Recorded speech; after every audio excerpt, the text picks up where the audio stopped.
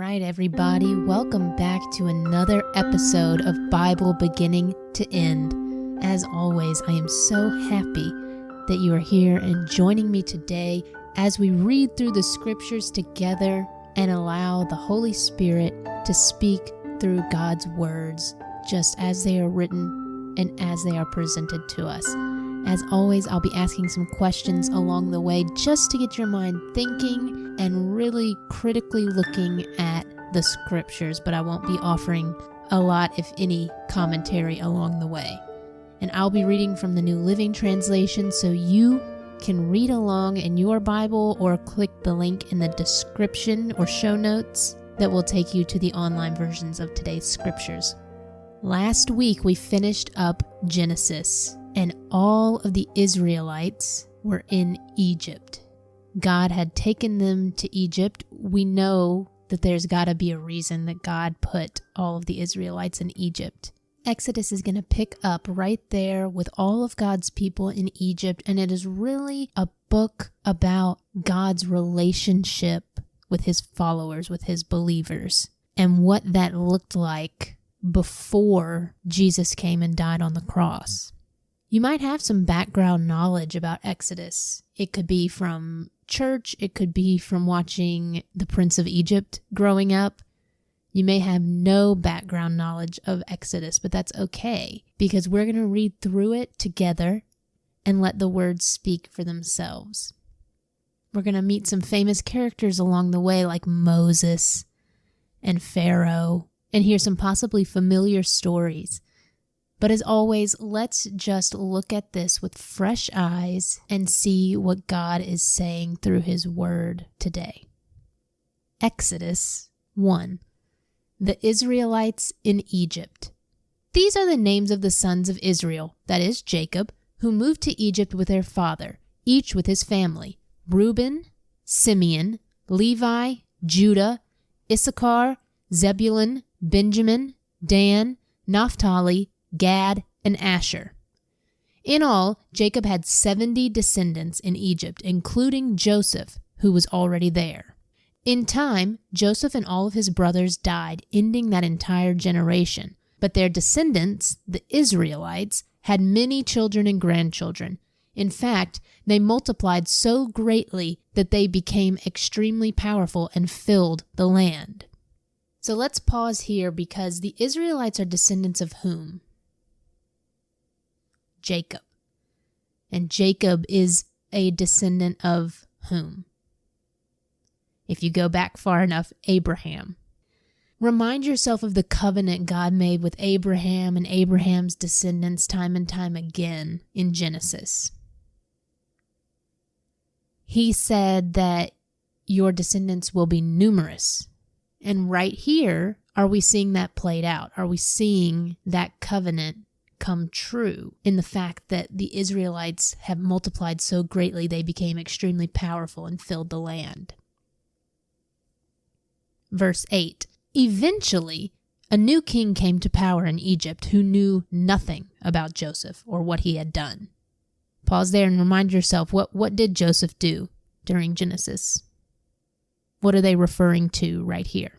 If you need to go back and look, that's okay. Look it up and read again and remind yourself what kind of relationship Joseph had with the Pharaoh at the time he was alive. Verse 9, he said to his people, "Look, the people of Israel now outnumber us and are stronger than we are. We must make a plan to keep them from growing even more. If we don't, and if war breaks out, they will join our enemies and fight against us. Then they will escape from the country." So the Egyptians made the Israelites their slaves. They appointed brutal slave drivers over them, hoping to wear them down with crushing labor.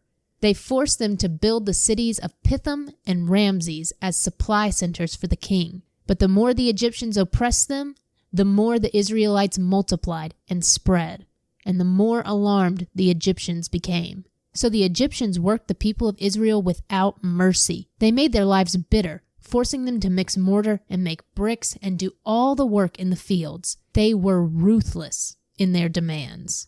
So pause here and let's make a prediction. How do you think this is going to turn out for the Israelites? will God deliver them from this slavery? Verse 15. Then Pharaoh, the king of Egypt, gave this order to the Hebrew midwives, Shiphrah and Puah. When you help the Hebrew women as they give birth, watch as they deliver. If the baby is a boy, kill him. If it is a girl, let her live. But because the midwives feared God, they refused to obey the king's orders. They allowed the boys to live too. I want to pause there real quick too and just make a note that this Pharaoh is not the same Pharaoh who was king of Egypt when Joseph was alive. Pharaoh is a general term that is used for all the kings of Egypt. I also want you to pause here and ask yourself, why is Pharaoh giving this specific order? Why is he letting the girls live and wanting them to kill the newborn boys? And then what does it say about the midwives? Why did they refuse to obey the king's orders? What does that say about God's place in this society? Verse 18. So the king of Egypt called for the midwives. Why have you done this? He demanded. Why have you allowed the boys to live? The Hebrew women are not like the Egyptian women, the midwives replied. They are more vigorous and have their babies so quickly that we cannot get there in time. So God was good to the midwives, and the Israelites continued to multiply, growing more and more powerful. And because the midwives feared God, he gave them families of their own. Then Pharaoh gave this order to all his people. Throw every newborn Hebrew boy into the Nile River, but you may let the girls live. That's the end of Exodus 1, and I want you to pause and reflect on God's actions during this time. How is God working?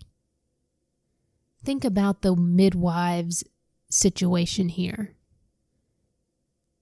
The king of Egypt is asking them to do something, but who do they fear more than the king of Egypt? What does this show us about where our true authority comes from? And how does God react when we stand up for what is right? Exodus 2, the birth of Moses. About this time, a man and woman from the tribe of Levi got married. The woman became pregnant and gave birth to a son. She saw that he was a special baby and kept him hidden for 3 months. But when she could no longer hide him, she got a basket made of papyrus reeds and waterproofed it with tar and pitch. She put the baby in the basket and laid it among the reeds along the bank of the Nile River. The baby's sister then stood at a distance, watching to see what would happen to him. Soon Pharaoh's daughter came down to bathe in the river, and her attendants walked along the riverbank. When the princess saw the basket among the reeds, she sent her maid to get it for her. When the princess opened it, she saw the baby. The little boy was crying, and she felt sorry for him. "This must be one of the Hebrew children," she said. Then the baby's sister approached the princess. "Should I go and find one of the Hebrew women to nurse the baby for you?" she asked. "Yes, do," the princess replied. So the girl went and called the baby's mother. "Take this boy and nurse him for me," the princess told the baby's mother. "I will pay you for your help." So the woman took her baby home and nursed him.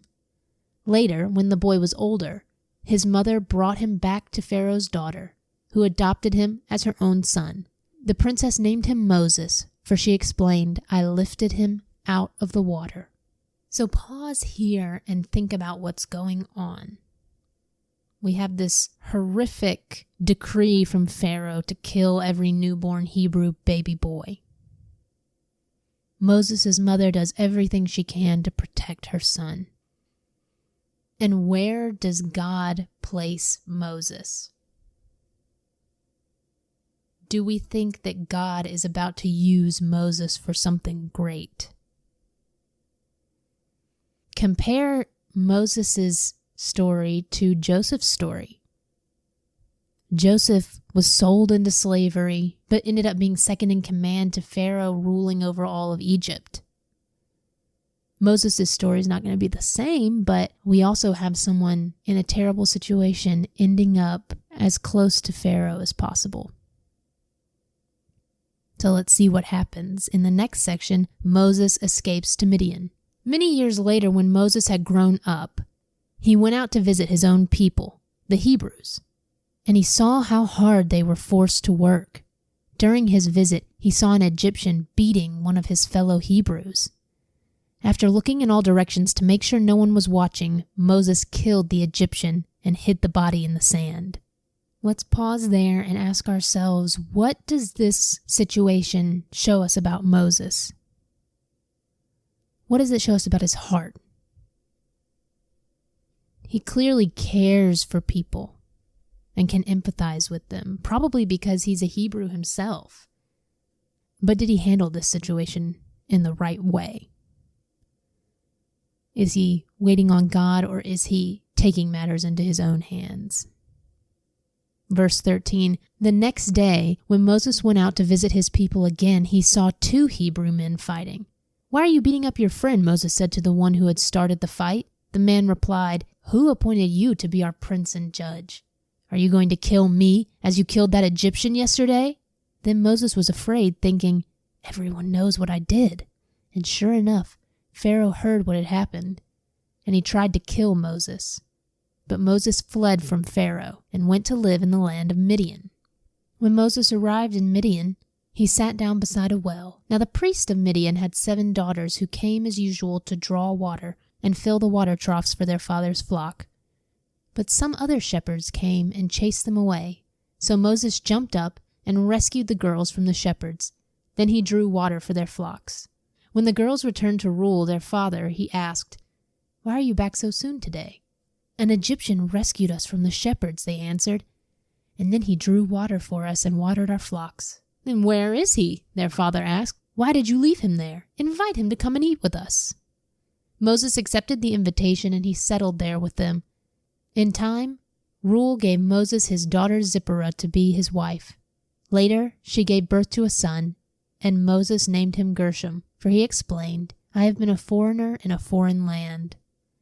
Years passed, and the king of Egypt died, but the Israelites continued to groan under their burden of slavery.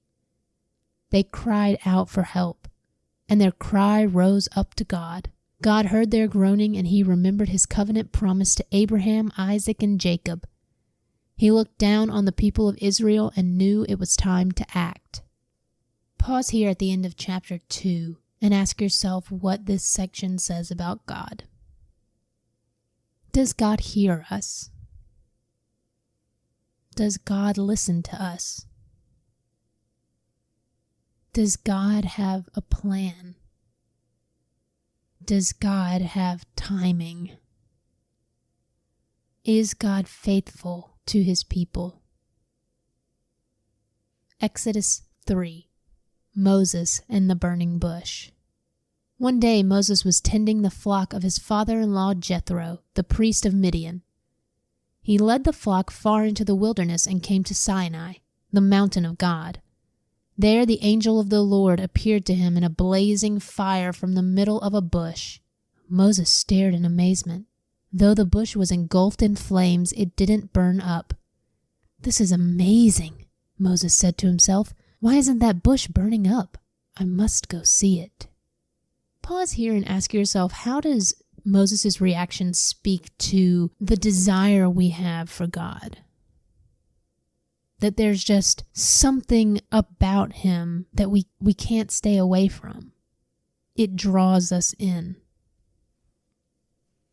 Verse 4. When the Lord saw Moses coming to take a closer look, God called to him from the middle of the bush, "Moses, Moses." "Here I am," Moses replied. "Do not come any closer," the Lord warned. "Take off your sandals, for you are standing on holy ground. I am the God of your father, the God of Abraham, the God of Isaac, and the God of Jacob." When Moses heard this, he covered his face because he was afraid to look at God. Then the Lord told him, "I have certainly seen the oppression of my people in Egypt. I have heard their cries of distress because of their harsh slave drivers. Yes, I am aware of their suffering. So I have come down to rescue them from the power of the Egyptians and lead them out of Egypt into their own fertile and spacious land. It is a land flowing with milk and honey. the land where the Canaanites, Hittites, Amorites, Perizzites, Hivites, and Jebusites now live. Look, the cry of the people of Israel has reached me, and I have seen how harshly the Egyptians abused them. Now go, for I am sending you to Pharaoh. You must lead my people Israel out of Egypt." But Moses protested to God, "Who am I to appear before Pharaoh? Who am I to lead the people of Israel out of Egypt?" I want you to pause here before we listen to God's response. I always love this moment because many of us knows what Moses is destined to do. But in this moment, he's looking at himself, Moses, the man. When Moses responds this way and protests and says, "I can't do this," why do you think that is? Is he considering the fact that God will be with him? Or is he thinking about Moses, the person, himself alone? I can't do this on my own. Let's hear what God says to Moses, verse 12. God answered, "I will be with you, and this is your sign that I am the one who has sent you. When you have brought the people out of Egypt, you will worship God at this very mountain." But Moses protested, "If I go to the people of Israel and tell them the God of your ancestors has sent me, they will ask me, 'What is his name?' Then what should I tell them?" God replied to Moses, "I am who I am. Say this to the people of Israel, 'I am has sent me to you.'" God also said to Moses, "Say this to the people of Israel, 'Yahweh, the God of your ancestors, the God of Abraham, the God of Isaac, and the God of Jacob, has sent me to you. This is my eternal name, my name to remember for all generations." So let's pause and think about God's response. Moses protests and says, "I'm not worthy of this." And what does God say back? "I'll be with you." Does God even think twice that Moses can do this? Does God have faith in Moses, the man, or does God have faith in himself working through Moses? And then I want you to think about the names God gives for himself. I am who I am. I am. Yahweh. Yahweh, which is translated, it says, most likely the form of the Hebrew verb to be. So it could mean he causes to be, or he who is, or I am. What do you think about those names? What do they mean? What do they show about God? God's names often reveal a characteristic of God. What does this name, I am who I am, tell us about God? The God of Abraham, the God of Isaac, the God of Jacob. Verse 16. Now go and call together all the elders of Israel. Tell them, Yahweh, the God of your ancestors, the God of Abraham, Isaac, and Jacob, has appeared to me. He told me, I have been watching closely, and I see how the Egyptians are treating you. I have promised to rescue you from your oppression in Egypt. I will lead you to a land flowing with milk and honey, the land where the Canaanites, Hittites, Amorites, Perizzites, Hivites, and Jebusites now live. The elders of Israel will accept your message. Then you and the elders must go to the king of Egypt and tell him, the Lord, the God of the Hebrews, has met with us. So please let us take a 3-day journey into the wilderness to offer sacrifices to the Lord our God. But I know that the king of Egypt will not let you go unless a mighty hand forces him. So I will raise my hand and strike the Egyptians, performing all kinds of miracles among them. Then at last he will let you go. And I will cause the Egyptians to look favorably on you. They will give you gifts when you go, so you will not leave empty-handed. Every Israelite woman will ask for articles of silver and gold and fine clothing from her Egyptian neighbors and from the foreign women in their houses. You will dress your sons and daughters with these, stripping the Egyptians of their wealth. So pause here at the end of chapter 3 and ask yourself, does God know what's going to happen? How is he planning this entire rescue and exodus from Egypt? How does this plan that he's making with Moses show his provision? He's making this plan to rescue his people from Egypt, and he has every step laid out. Do you think that this will be an easy task for Moses? Or do you think there will be a lot of struggle and pushback from the leaders of Egypt? Exodus 4, signs of the Lord's power. But Moses protested again. What if they won't believe me or listen to me? What if they say, the Lord never appeared to you?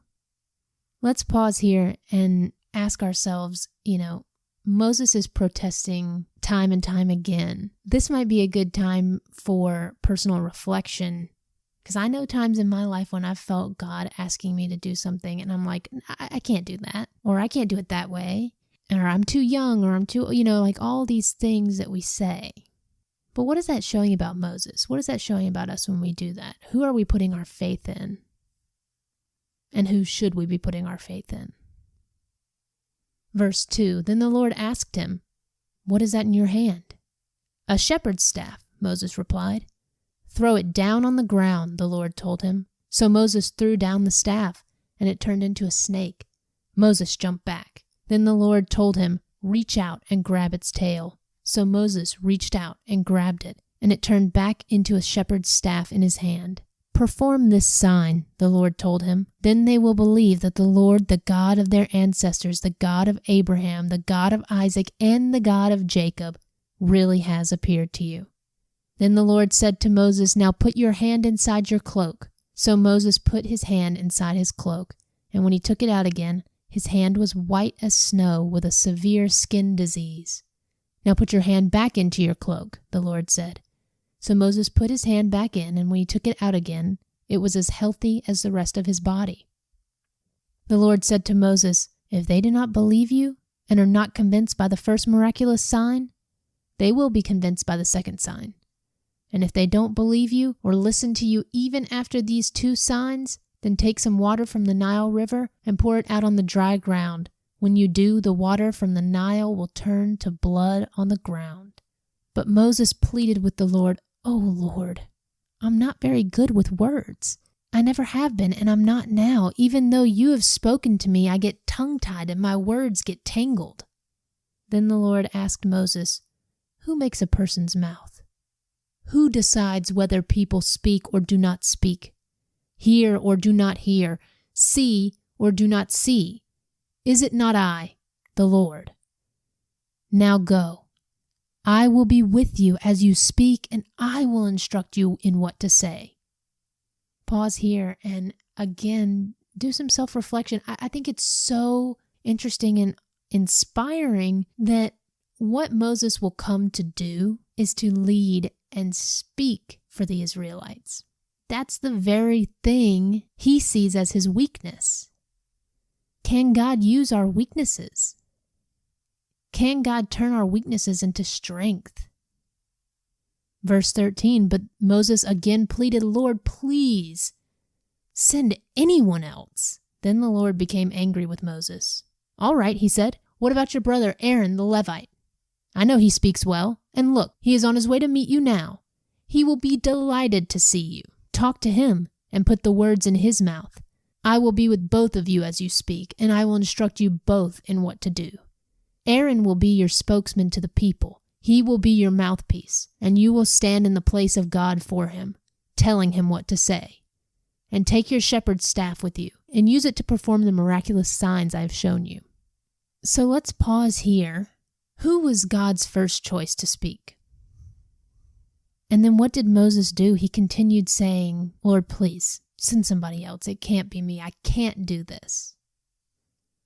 Does God just give up on his plan? Does God just give up and say, well, Moses doesn't want to do this, so I guess I won't save the Israelites from slavery in Egypt?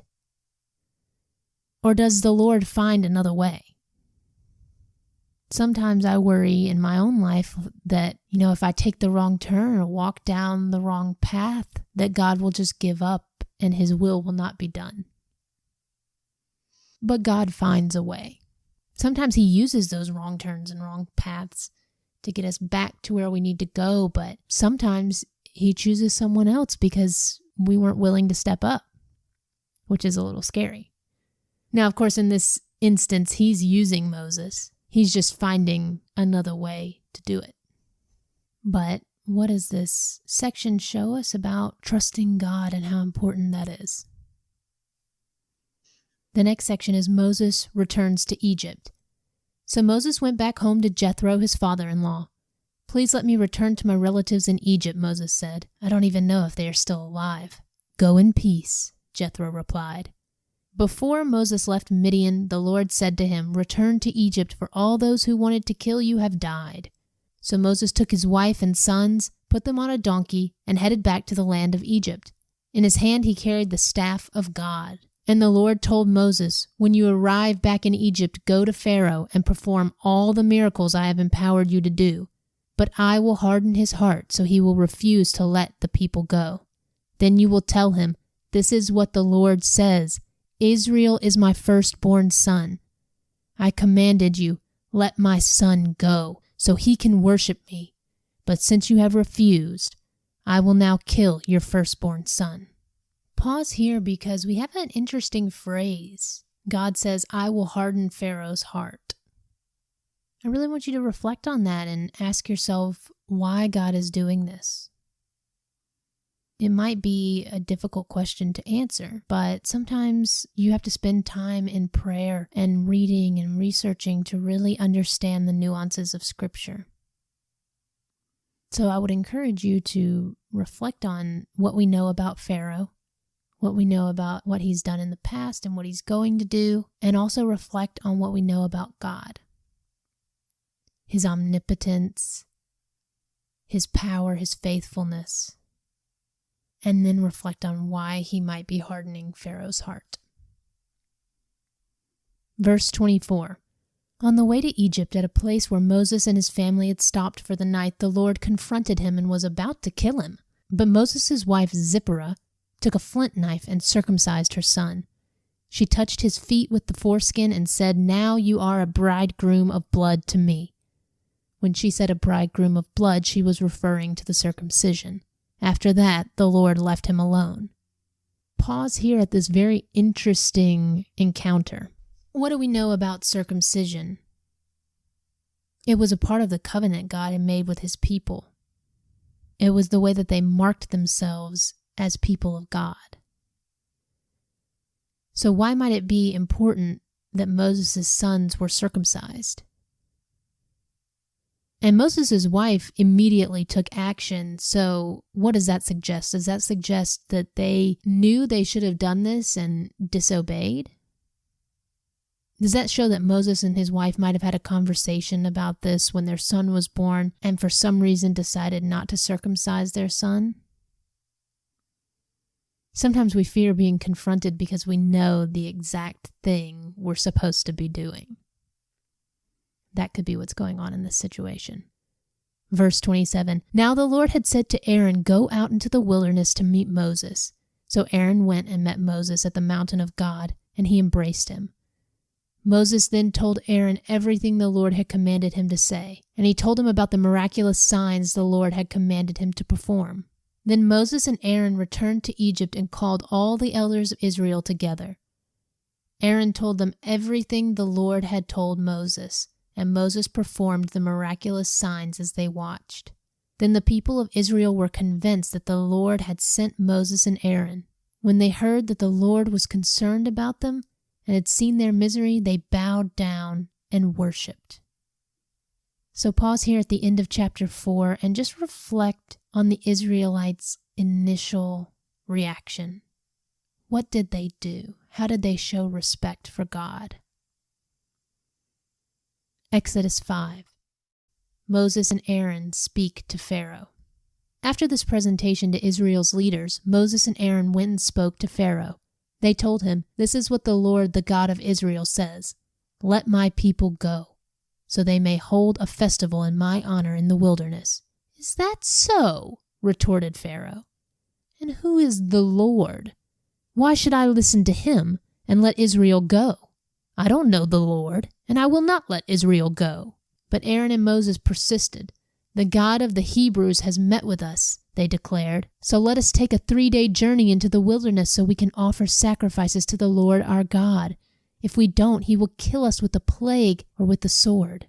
Pharaoh replied, "Moses and Aaron, why are you distracting the people from their tasks? Get back to work. Look, there are many of your people in the land, and you are stopping them from their work." So pause here and ask yourself, so far, is everything playing out just as God said it would? Are we seeing God's predictions and God's statements come true? The next section is making bricks without straw. That same day, Pharaoh sent this order to the Egyptian slave drivers and the Israelite foremen: "Do not supply any more straw for making bricks. Make the people get it themselves. But still require them to make the same number of bricks as before. Don't reduce the quota. They are lazy. That's why they're crying out, 'Let us go and offer sacrifices to our God.' Load them down with more work. Make them sweat. That will teach them to listen to lies." So let's pause here and ask ourselves, how is Pharaoh's reaction showing us who he is? What is his character? Verse 10.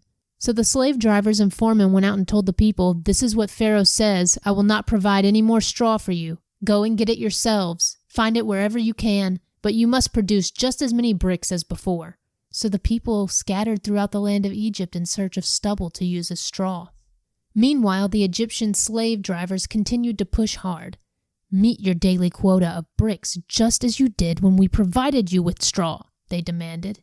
Then they whipped the Israelite foremen they had put in charge of the work crews. 'Why haven't you met your quotas either yesterday or today?' they demanded. So the Israelite foreman went to Pharaoh and pleaded with him, 'Please don't treat your servants like this,' they begged. 'We are given no straw, but the slave drivers still demand, make bricks. We are being beaten, but it isn't our fault. Your own people are to blame.' But Pharaoh shouted, 'You're just lazy. Lazy. That's why you're saying, 'Let us go and offer sacrifices to the Lord.' Now get back to work. No straw will be given to you, but you must still produce the full quota of bricks." The Israelite foremen could see that they were in serious trouble when they were told, "You must not reduce the number of bricks you make each day." As they left Pharaoh's court, they confronted Moses and Aaron, who were waiting outside for them.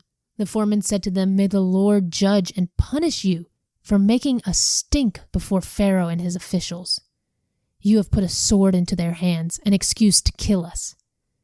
Then Moses went back to the Lord and protested, "Why have you brought all this trouble on your own people, Lord? Why did you send me?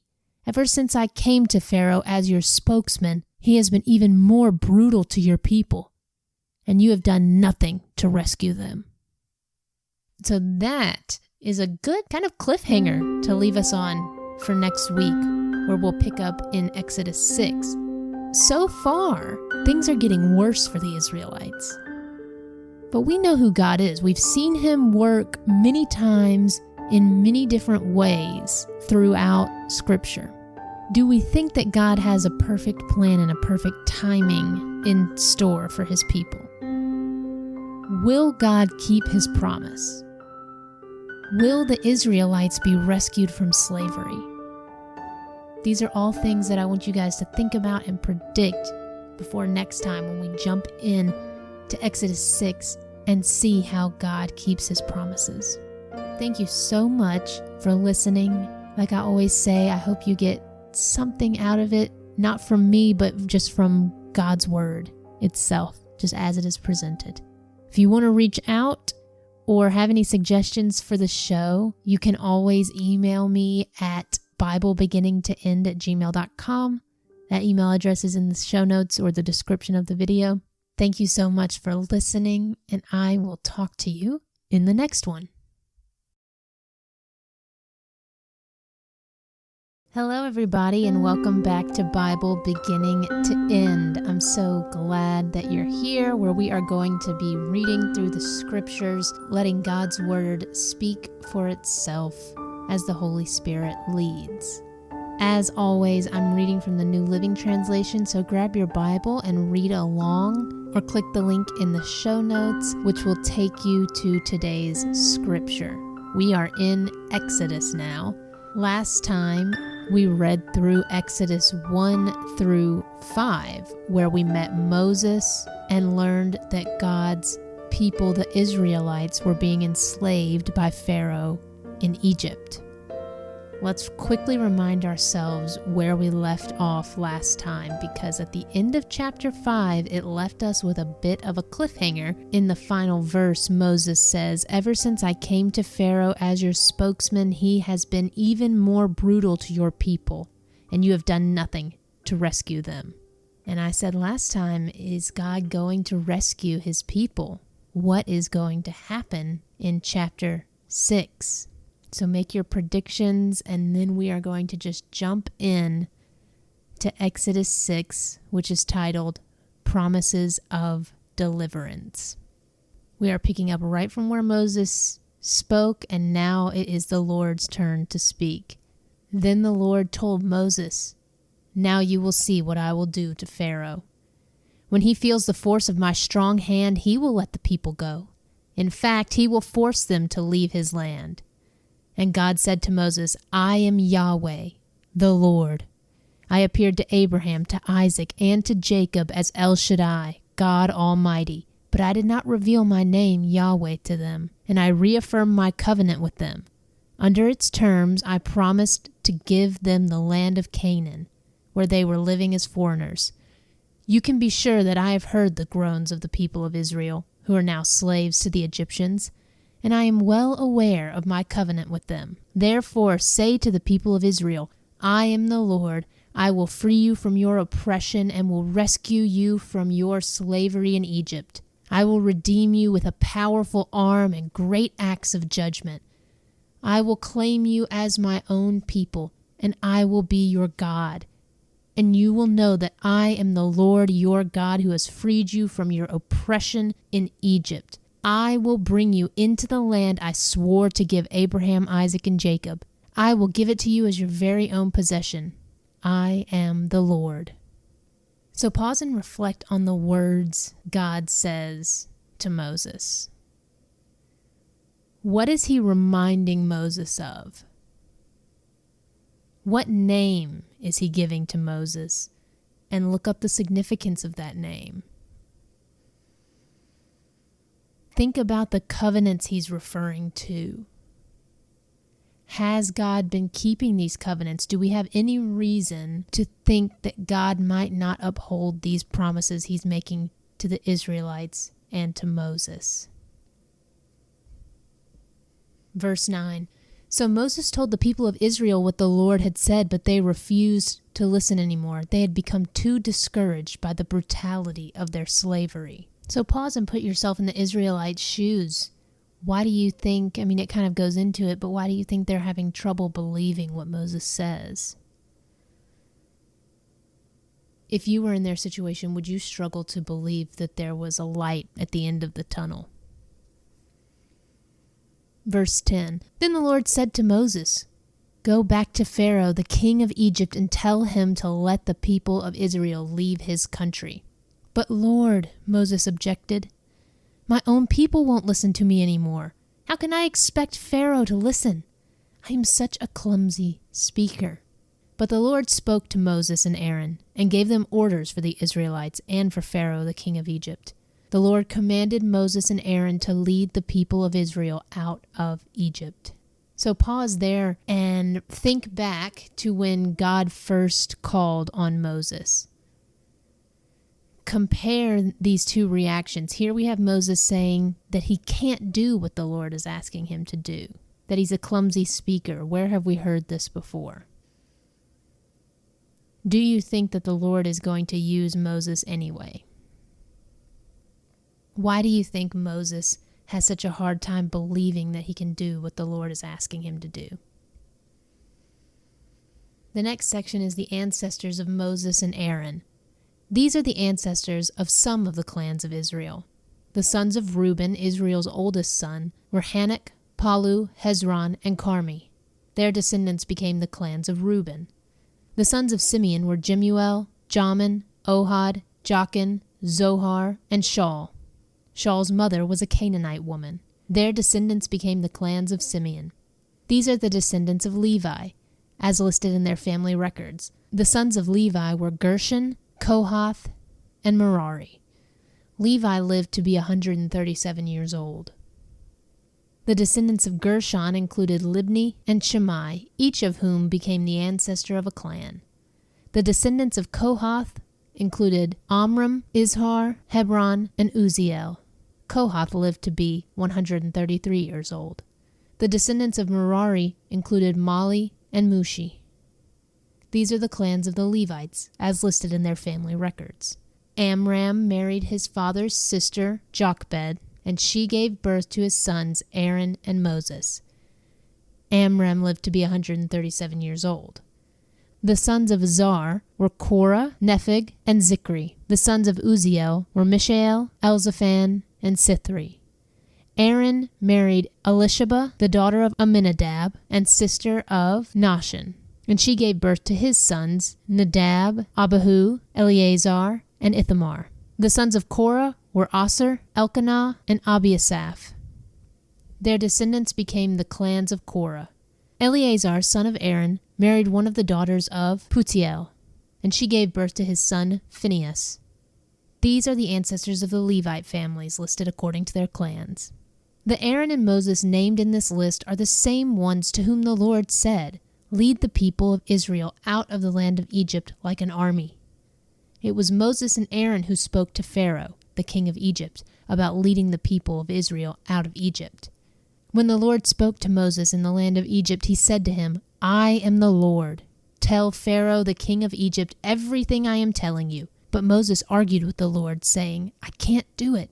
I'm such a clumsy speaker. Why should Pharaoh listen to me?"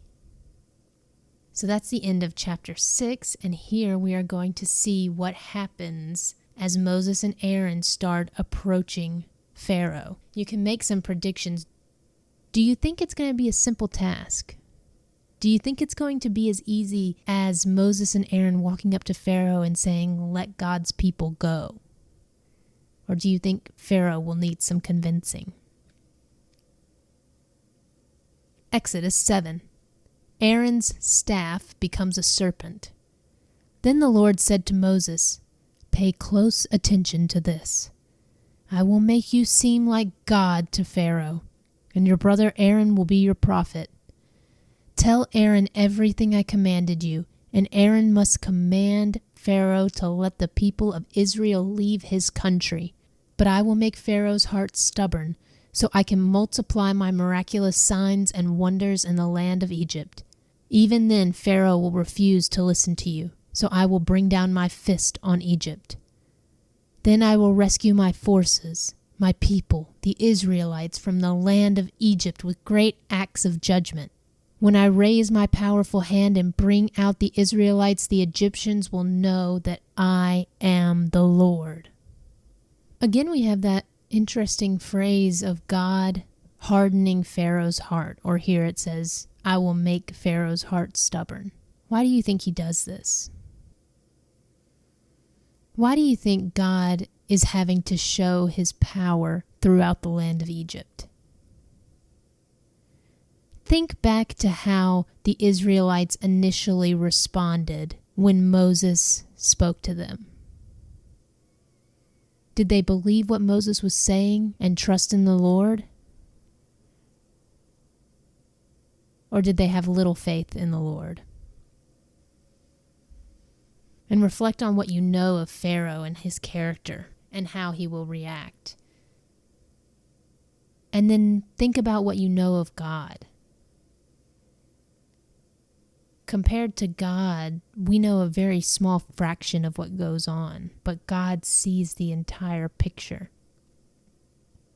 Do we need to trust God that he knows what's going on and he knows what's best?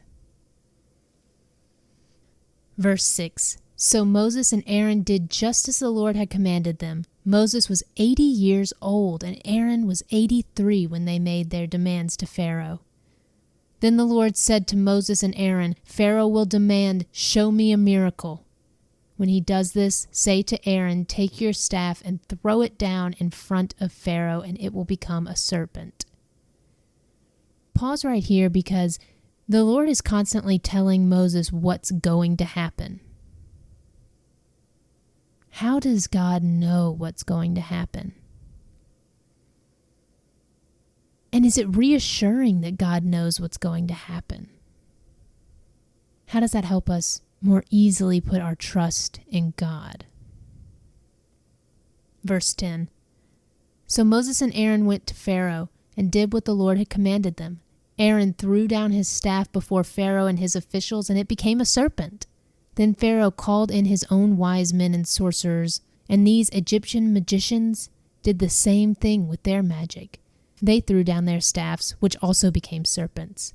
But then Aaron's staff swallowed up their staffs. Pharaoh's heart, however, remained hard. He still refused to listen, just as the Lord had predicted. The next section is a plague of blood. Then the Lord said to Moses, Pharaoh's heart is stubborn, and he still refuses to let the people go. So go to Pharaoh in the morning as he goes down to the river, stand on the bank of the Nile, and meet him there. Be sure to take along the staff that turned into a snake. Then announce to him, the Lord, the God of the Hebrews, has sent me to tell you, let my people go, so they can worship me in the wilderness. Until now you have refused to listen to him. So this is what the Lord says. I will show you that I am the Lord. Look, I will strike the water of the Nile with this staff in my hand, and the water will turn to blood. The fish in it will die, and the river will stink. The Egyptians will not be able to drink any water from the Nile. Then the Lord said to Moses, tell Aaron, take your staff and raise your hand over the waters of Egypt, all its rivers, canals, ponds, and all the reservoirs. Turn all the water to blood. Everywhere in Egypt the water will turn to blood, even the water stored in wooden bowls and stone pots. So Moses and Aaron did just as the Lord commanded them. As Pharaoh and all the officials watched, Aaron raised his staff and struck the water of the Nile. Suddenly, the whole river turned to blood. The fish in the river died, and the water became so foul that the Egyptians couldn't drink it. There was blood everywhere throughout the land of Egypt. But again, the magicians of Egypt used their magic, and they too turned water into blood. So Pharaoh's heart remained hard. He refused to listen to Moses and Aaron, just as the Lord had predicted. Pharaoh returned to his palace and put the whole thing out of his mind. Then all the Egyptians dug along the riverbank to find drinking water, for they couldn't drink the water from the Nile. 7 days passed from the time the Lord struck the Nile. So that's the end of chapter 7, but the beginning of the famous plagues in Exodus. Why do you think God is sending these plagues to the Egyptians? If you want, do a little research on the Egyptians of this time and who they worshipped. Did they worship many gods or one god?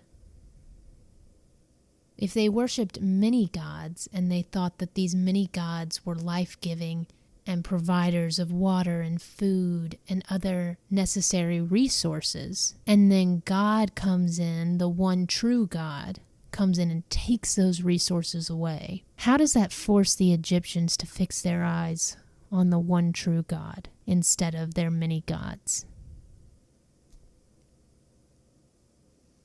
And then as we jump into chapter 8, we keep seeing Pharaoh's heart remain stubborn. Make some predictions. What do you think it's going to take for Pharaoh to let God's people go? Do you think the fact that the magicians are able to duplicate some of these miracles makes a difference in Pharaoh's mind? Exodus 8, a plague of frogs. Then the Lord said to Moses, go back to Pharaoh and announce to him, this is what the Lord says. Let my people go so they can worship me. If you refuse to let them go, I will send a plague of frogs across your entire land. The Nile River will swarm with frogs. They will come up out of the river and into your palace, even into your bedroom and onto your bed.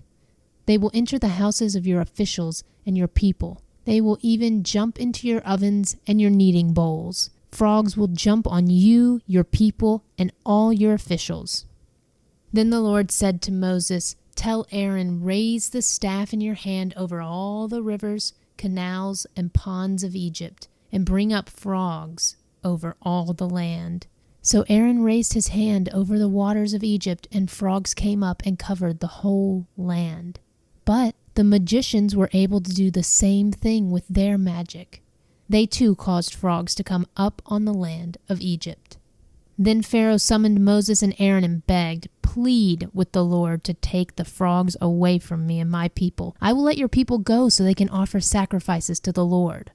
So pause here. How is Pharaoh's reaction different in this verse? Is he starting to see who holds the real power? Verse 9, "You set the time," Moses replied.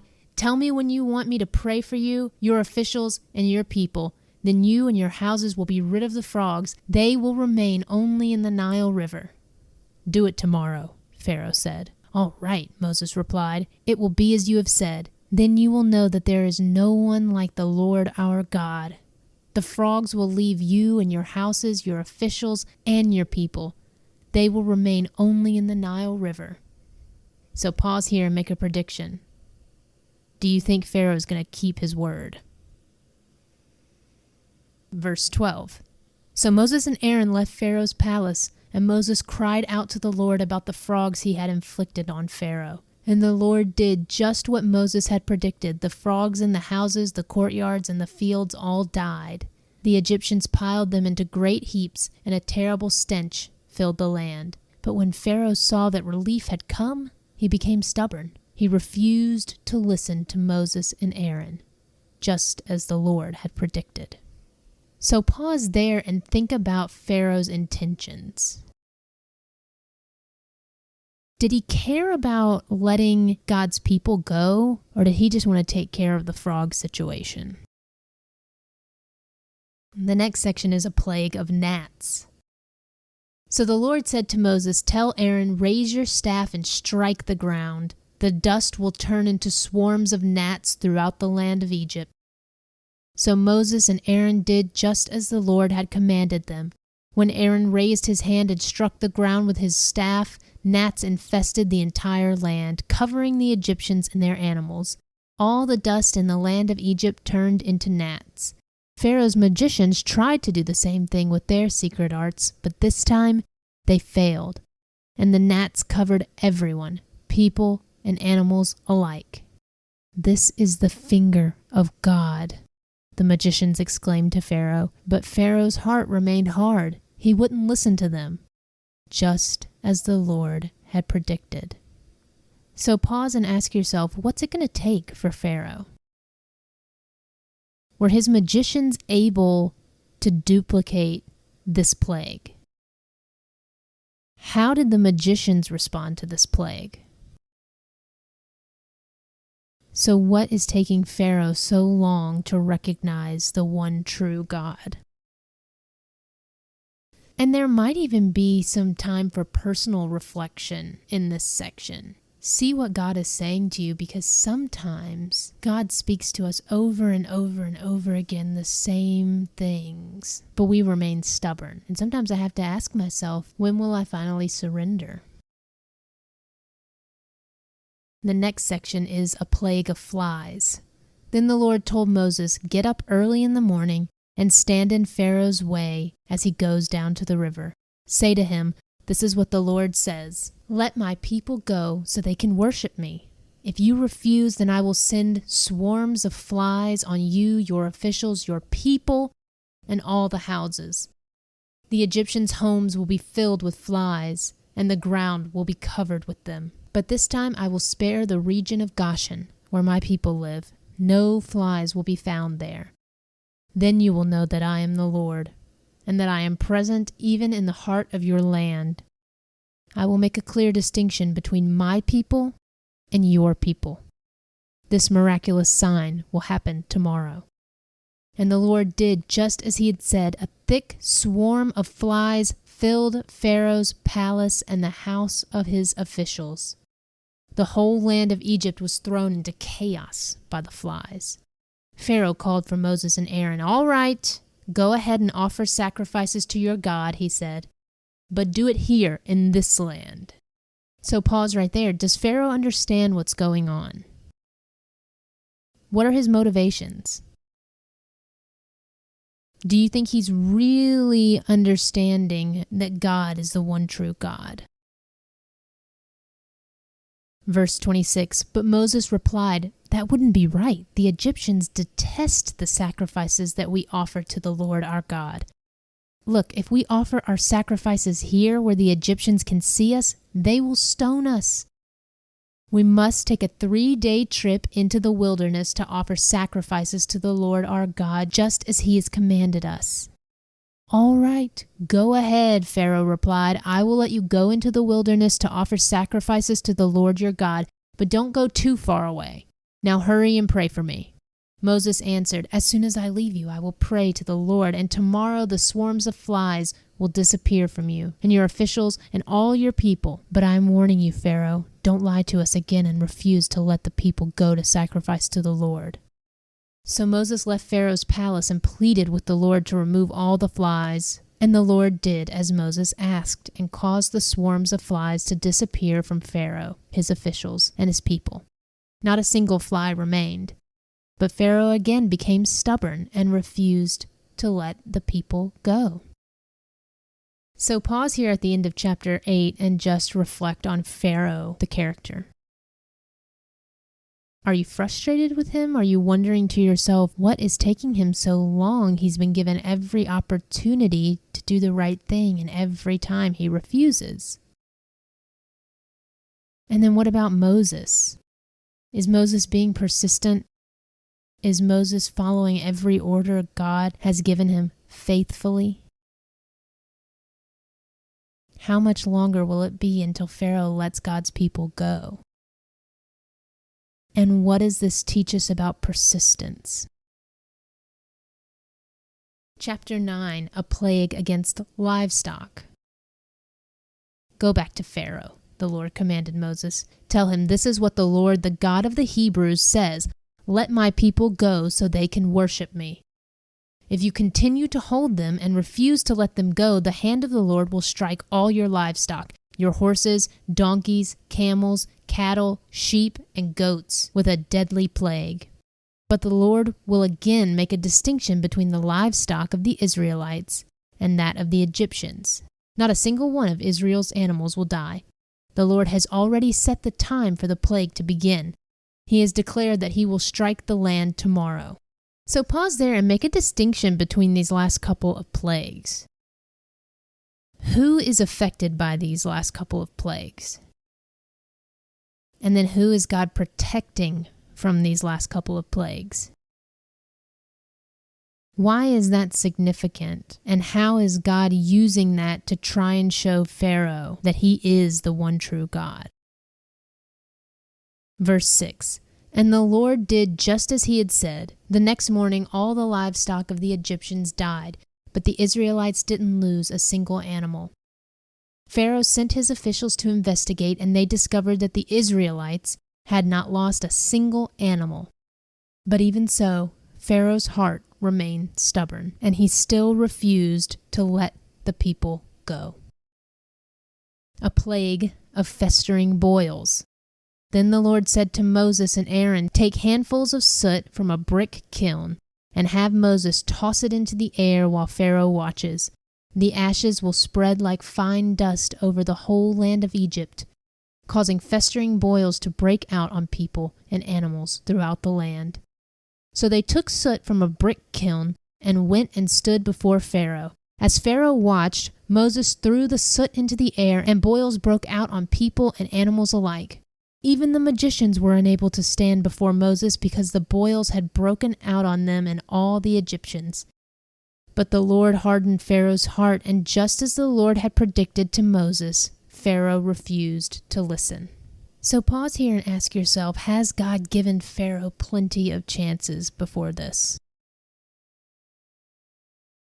Is Pharaoh too far gone to listen to the Lord? Reflect on Pharaoh's character as we've done before. What do we know about him?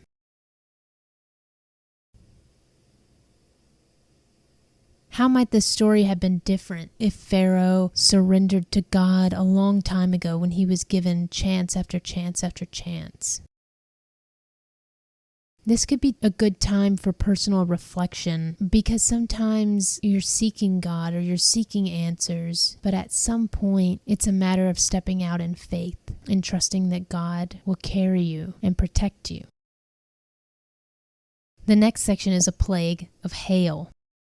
Then the Lord said to Moses, "Get up early in the morning and stand before Pharaoh. Tell him, this is what the Lord, the God of the Hebrews, says. Let my people go so they can worship me. If you don't, I will send more plagues on you and your officials and your people. Then you will know that there is no one like me in all the earth. By now I could have lifted my hand and struck you and your people with a plague to wipe you off the face of the earth.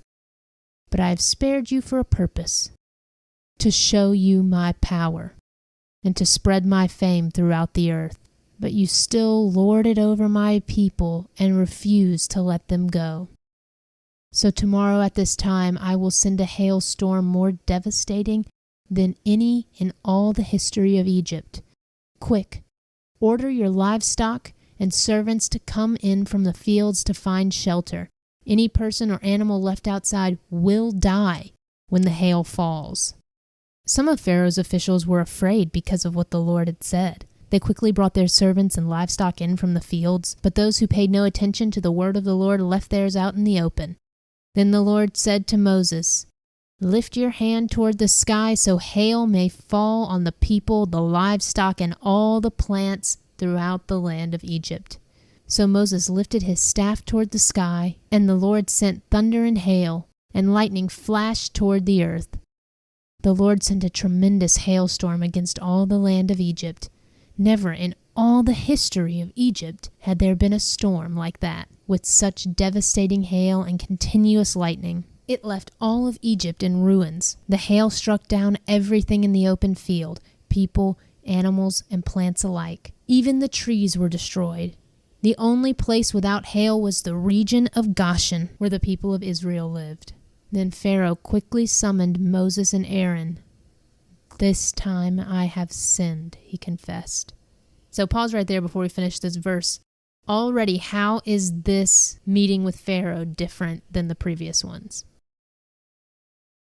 The rest of verse 27. "The Lord is the righteous one, and my people and I are wrong. Please beg the Lord to end this terrifying thunder and hail. We've had enough. I will let you go. You don't need to stay any longer." So pause there because it started off differently, but how did it end? Did it end the same way Pharaoh has ended all his previous meetings with Moses? Do you think Pharaoh has finally changed his mind, or do you think there are more plagues to come? Verse 29. "All right," Moses replied, "as soon as I leave the city, I will lift my hands and pray to the Lord. Then the thunder and hail will stop, and you will know that the earth belongs to the Lord. But I know that you and your officials still do not fear the Lord God." All the flax and barley were ruined by the hail, because the barley had formed heads and the flax was budding. But the wheat and the emmer wheat were spared, because they had not yet sprouted from the ground. So Moses left Pharaoh's court and went out of the city. When he lifted his hands to the Lord, the thunder and hail stopped and the downpour ceased. But when Pharaoh saw that the rain, hail, and thunder had stopped, he and his officials sinned again. And Pharaoh again became stubborn. Because his heart was hard, Pharaoh refused to let the people leave, just as the Lord had predicted through Moses. Okay, so let's pause here at the end of chapter 9. I want you to reflect on Pharaoh again, of course. A very interesting character in these chapters. How is he treating God? You might even compare Pharaoh's view of God to that of a genie. Something bad happens. Pharaoh wishes that it would stop. Moses prays to the Lord. The Lord ends the plague. And as soon as Pharaoh's hardships are taken away, he forgets about the Lord until the next plague comes. This is a good example of a warped view of faith. So I want you guys to ask yourself, does following God and having faith in God mean that everything in our life will go well? Does it mean that we'll have lots of money? Does it mean that we'll always be happy? Does it mean that God will always take away our suffering here on earth? We know that God does not promise us happiness and money and prosperity here on earth. But what does God promise us? Does He promise to be there with us through every hardship? Does He promise us joy and delight in Him? Does He promise comfort and relationship, real relationship? So what does Pharaoh want from God? How does Pharaoh have a warped view of who God is and how faith in God works? Chapter 10, A Plague of Locusts. Then the Lord said to Moses, "Return to Pharaoh and make your demands again. I have made him and his officials stubborn, so I can display my miraculous signs among them. I've also done it so you can tell your children and grandchildren about how I made a mockery of the Egyptians and about the signs I displayed among them, and so you will know that I am the Lord." So Moses and Aaron went to Pharaoh and said, "This is what the Lord, the God of the Hebrews, says. How long will you refuse to submit to me? Let my people go so they can worship me. If you refuse, watch out. For tomorrow I will bring a swarm of locusts on your country. They will cover the land so that you won't be able to see the ground. They will devour what little is left of your crops after the hailstorm, including all the trees growing in the fields. They will overrun your palaces and the homes of your officials and all the houses in Egypt. Never in the history of Egypt have your ancestors seen a plague like this one." And with that, Moses turned and left Pharaoh. Pharaoh's officials now came to Pharaoh and appealed to him, "How long will you let this man hold us hostage? Let the men go worship the Lord their God. Don't you realize that Egypt lies in ruins?" So Moses and Aaron were brought back to Pharaoh.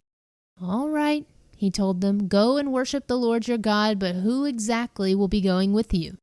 Moses replied, "We will all go, young and old, our sons and daughters, and our flocks and herds. We must all join together in celebrating a festival to the Lord." Pharaoh retorted, "The Lord will certainly need to be with you if I let you take your little ones. I can see through your evil plan. Never. Only the men may go and worship the Lord, since that is what you requested." And Pharaoh threw them out of the palace. Then the Lord said to Moses, "Raise your hand over the land of Egypt to bring the locusts. Let them cover the land and devour every plant that survived the hailstorm." So Moses raised his staff over Egypt, and the Lord caused an east wind to blow over the land all the day and through the night. When morning arrived, the east wind had brought the locusts, and the locusts swarmed over the whole land of Egypt, settling in dense swarms from one end of the country to the other. It was the worst locust plague in Egyptian history, and there has never been another one like it. For the locusts covered the whole country and darkened the land. They devoured every plant in the fields and all the fruit on the trees that had survived the hailstorm. Not a single leaf was left on the trees and plants throughout the land of Egypt. Pharaoh quickly summoned Moses and Aaron. "I have sinned against the Lord your God and against you," he confessed. "Forgive my sin, just this once, and plead with the Lord your God to take away this death from me."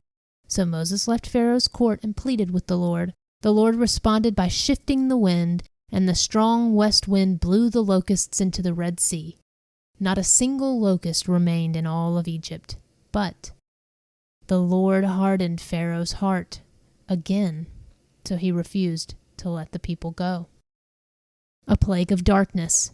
Then the Lord said to Moses, "Lift your hand toward heaven, and the land of Egypt will be covered with a darkness so thick you can feel it.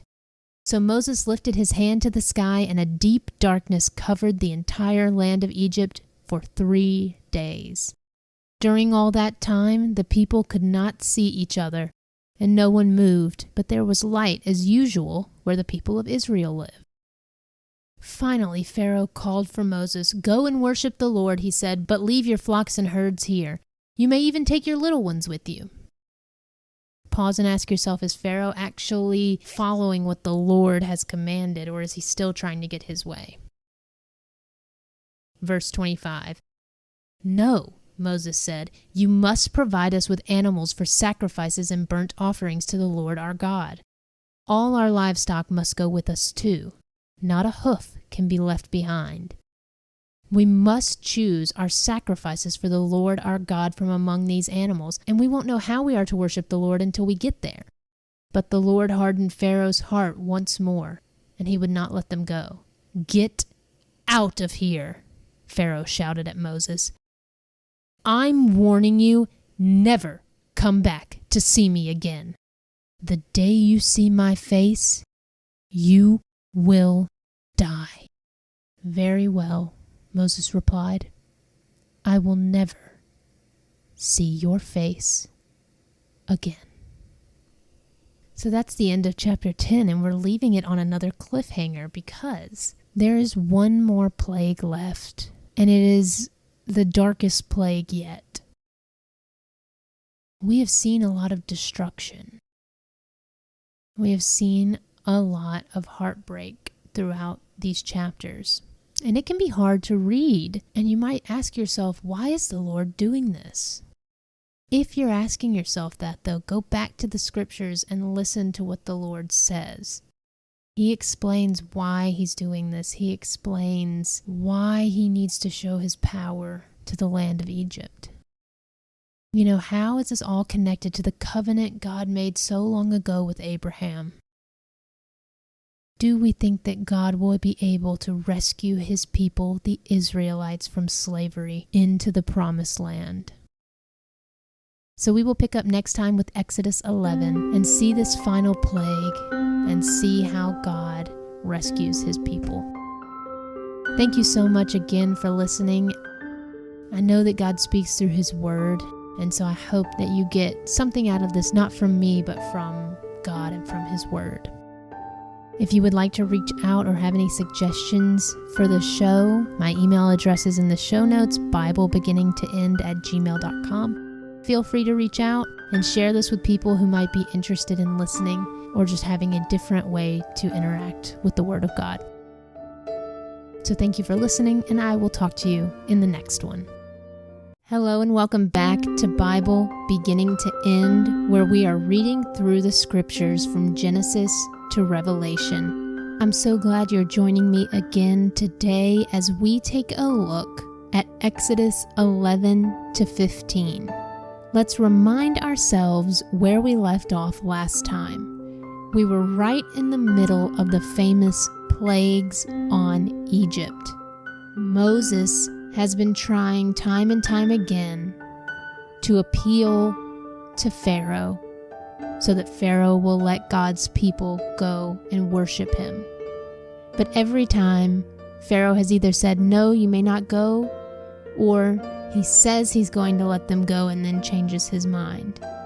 We left on a cliffhanger last time with Pharaoh telling Moses, "I'm warning you, never come back to see me again. The day you see my face, you will die." And then Moses replying, "Very well, I will never see your face again." Do we think that Moses and Pharaoh will come face to face again? I said there was one more plague left in this story, and that's where we will be picking up today with Exodus 11, death for Egypt's firstborn. Then the Lord said to Moses, "I will strike Pharaoh and the land of Egypt with one more blow. After that, Pharaoh will let you leave this country.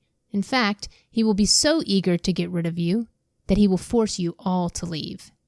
Tell all the Israelite men and women to ask their Egyptian neighbors for articles of silver and gold." Now the Lord had caused the Egyptians to look favorably on the people of Israel. And Moses was considered a very great man in the land of Egypt, respected by Pharaoh's officials and the Egyptian people alike.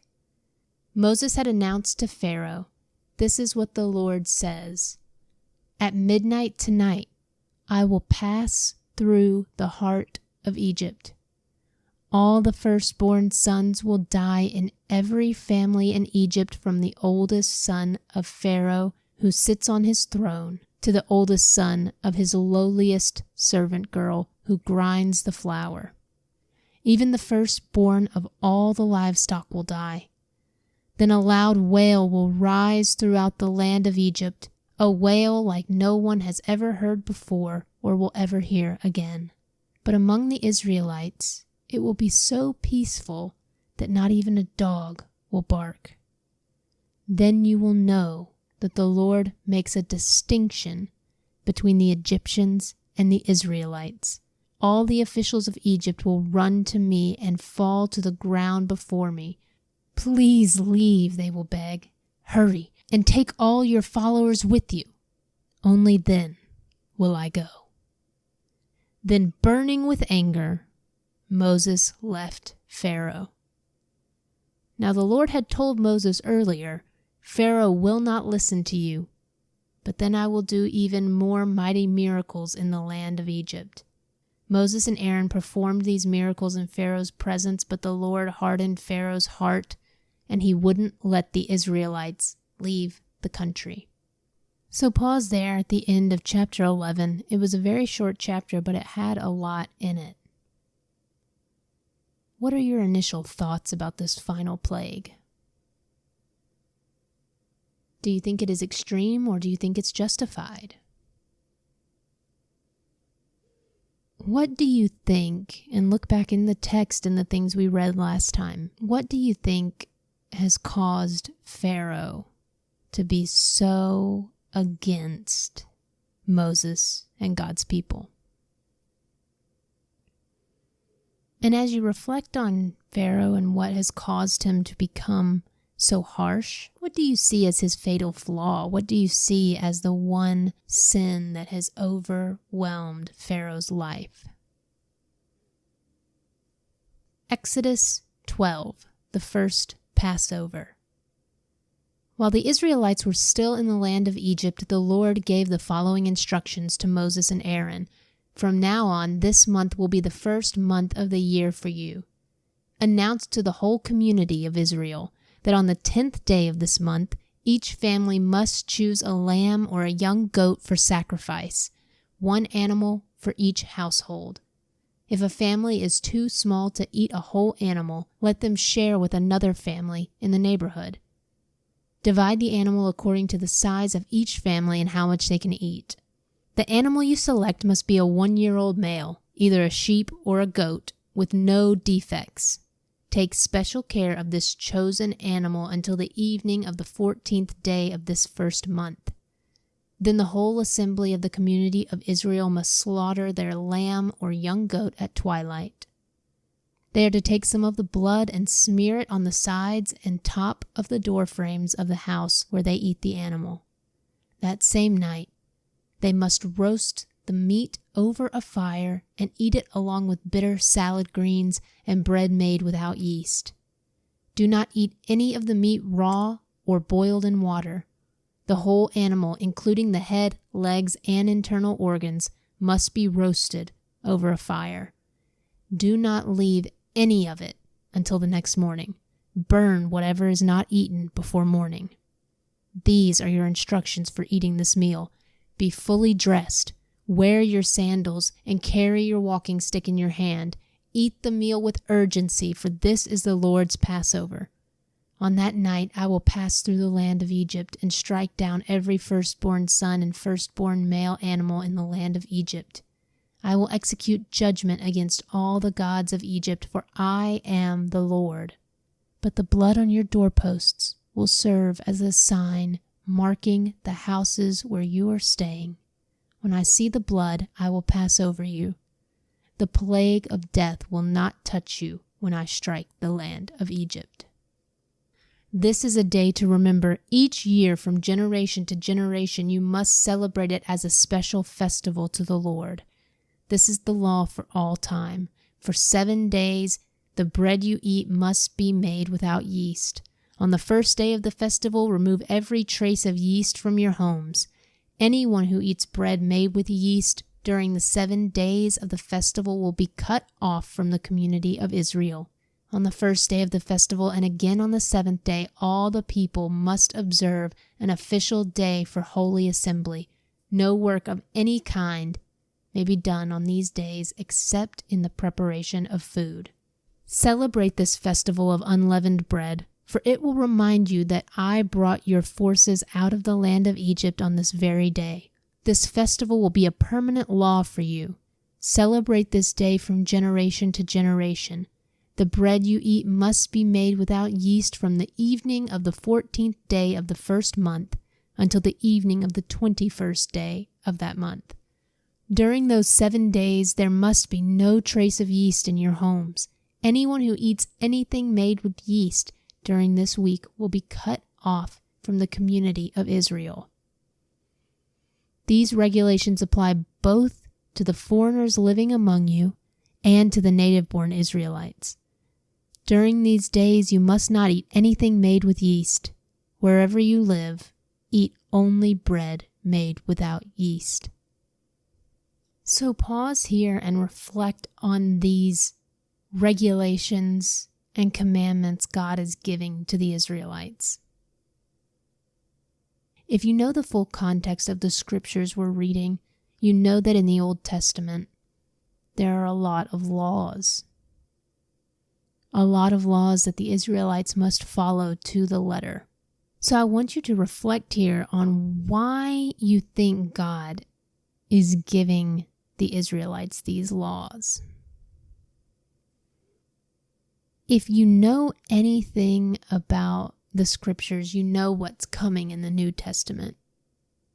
So I want you to consider these laws in the context of the Old Testament only,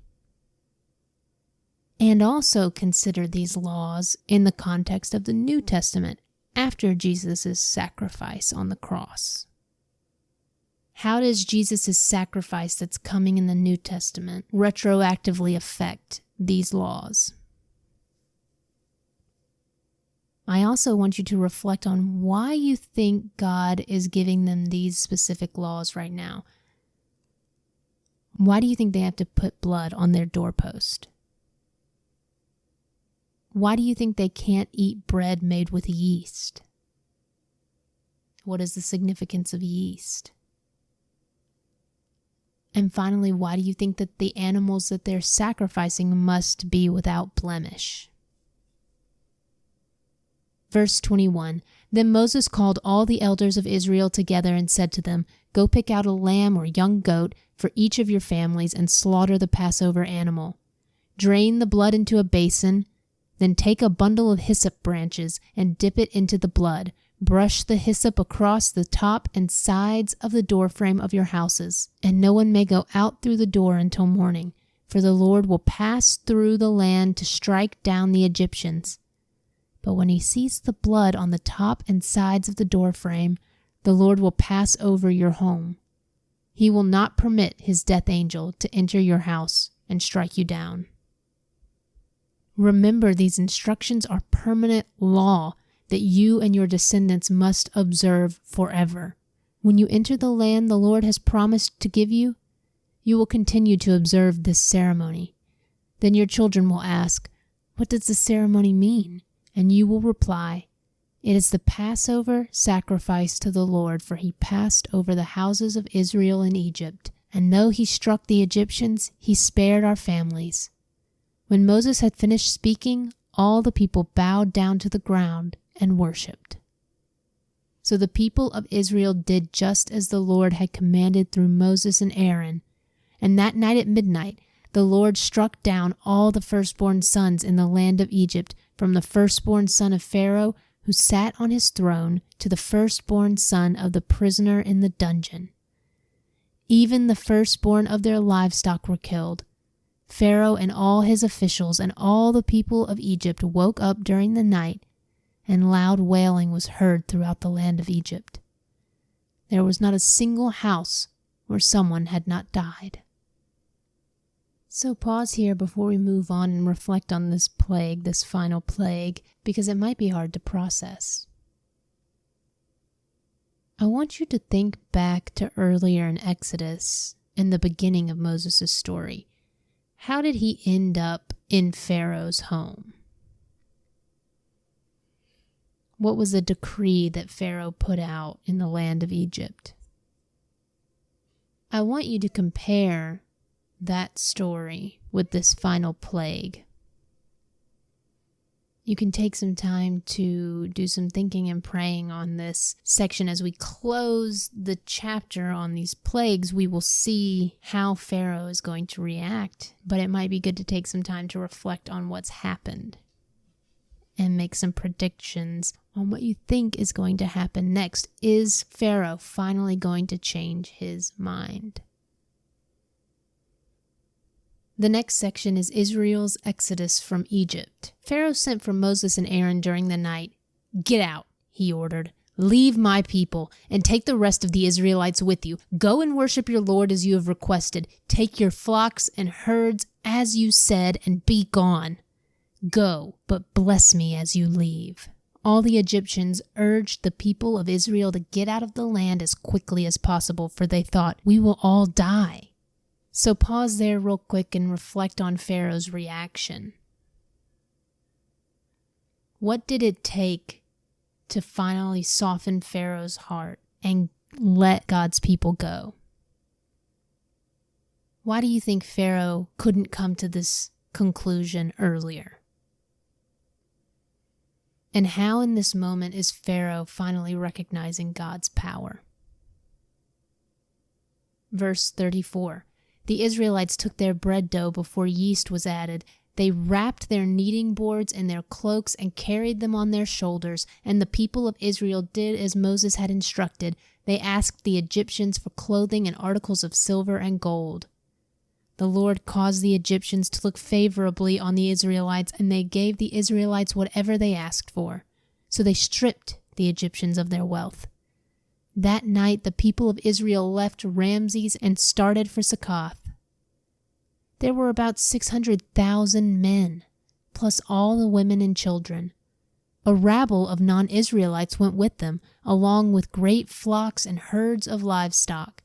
For bread they baked flat cakes from the dough without yeast they had brought from Egypt. It was made without yeast because the people were driven out of Egypt in such a hurry that they had no time to prepare the bread or other food. The people of Israel had lived in Egypt for 430 years. In fact, it was on the last day of the 430th year that all the Lord's forces left the land. On this night the Lord kept his promise to bring his people out of the land of Egypt. So this night belongs to him, and it must be commemorated every year by all the Israelites from generation to generation. So pause and reflect on the amount of time that's passed. 430 years. Who started this covenant with God? Abraham, way back in Genesis. So reflect on the amount of people who have lived through this time and died without seeing the promise fulfilled here on earth. What does this teach us about waiting and patience and persistence? The next section is instructions for the Passover. Then the Lord said to Moses and Aaron, "These are the instructions for the festival of Passover. No outsiders are allowed to eat the Passover meal, but any slave who has been purchased may eat it if he has been circumcised. Temporary residents and hired servants may not eat it. Each Passover lamb must be eaten in one house. Do not carry any of its meat outside, and do not break any of its bones. The whole community of Israel must celebrate this Passover festival." If there are foreigners living among you who want to celebrate the Lord's Passover, let all their males be circumcised. Only then may they celebrate the Passover with you like any native-born Israelite. But no uncircumcised male may ever eat the Passover meal. This instruction applies to everyone, whether a native-born Israelite or a foreigner living among you. So all the people of Israel followed all the Lord's commands to Moses and Aaron. On that very day, the Lord brought the people of Israel out of the land of Egypt like an army.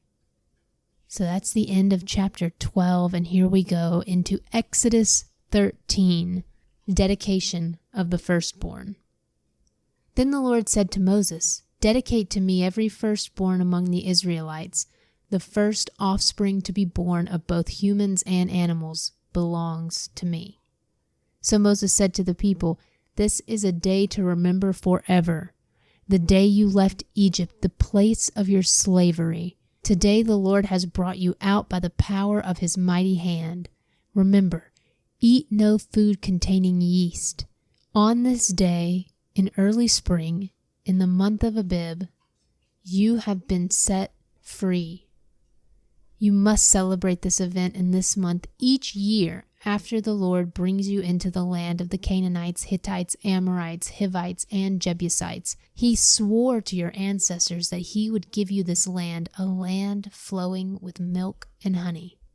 For 7 days the bread you eat must be made without yeast. Then on the 7th day celebrate a feast to the Lord.